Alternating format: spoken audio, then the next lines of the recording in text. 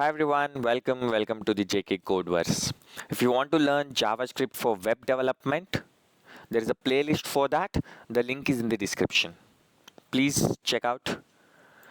And I'll be explaining some of the methods like getAttribute and setAttributes that will be useful while doing JavaScript, while using the JavaScript in web development. And for that, I'll just use a anchor tag. And I'll use IMDb page and I'll quickly copy paste this IMDb link.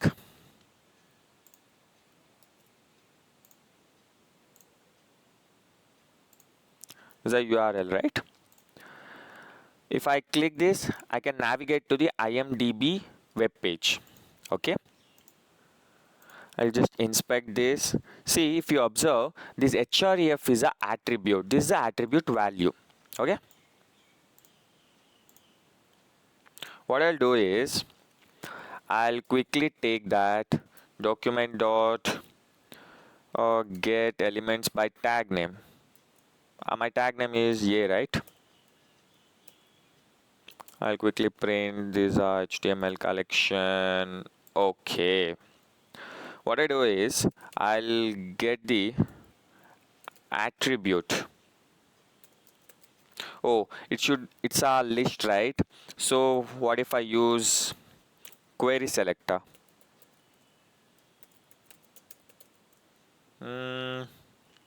What if I use a query selector? It will give a exact element. Okay. Previously it will give a list, right?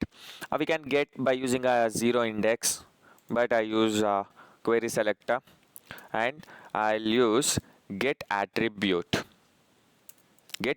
method. Okay, I have to specify which attribute I want.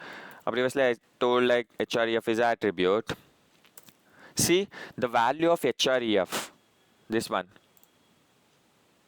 this is IMDb link, is coming as an output. So this is the use of getAttribute. I'll mention some attribute name and I'll get a value of that. What if I want to set the attribute values? For that there is a method called setAttribute. For that there are two parameters. First one is the attribute name you want to change, that is href, and the value.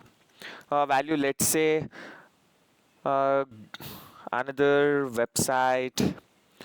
I'll quickly use which one? This one. Google page. I'll use this. The value is google.com.